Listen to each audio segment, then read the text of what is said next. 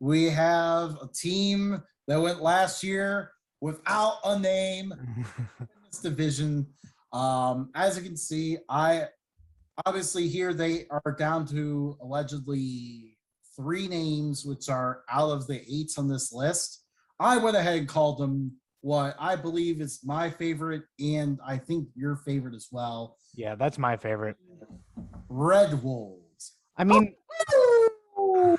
don't ever do that again. No, we're gonna get an excuse to get grown people howling. The So, Red Wolves is easily uh, the best name on this list. for the Washington football team, and that's what I'm going to call him for now, Jason Wright is the president of Washington, and he has been kind of changing everything around. But when you have an owner that is really racist and doesn't really care about the team and all that, Jason Wright is tasked with choosing the name, and this name is going to stick for so long. And it's like you have the I'm going to say it only because it's their past, but the Redskins fans are not going to like it because they want the Redskins back.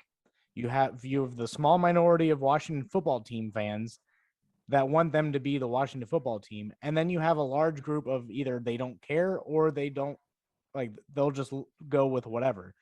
As far as their team goes, uh they look the best out of this division to me. Ryan Fitzmagic coming in pretty hot. Antonio, is it Gibson or Gibson?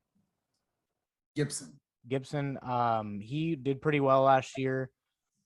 Receivers are okay. I mean, Terry McLaurin, I wouldn't say would light up the world, but he's a good like possession receiver, so you can give him his targets. But this team's built on their defense, and that defense every year has been improving. And like, I don't know what they will do in fantasy, but I know that on the field, it's going to translate to them getting at least a few wins.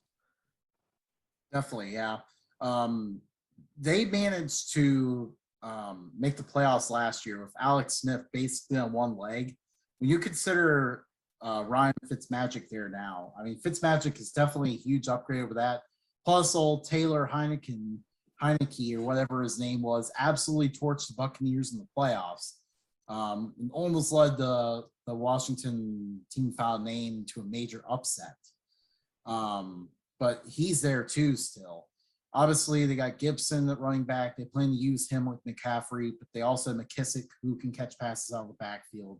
McKissick is a good number 2 punch for Gibson. So like, definitely. They have the pieces. A lot of those pieces are like, who's that guy? But they can do it. But yeah, I mean, it was pretty amazing what they did last year. And the receiver, Scary Terry, was pretty much the only receiver they had.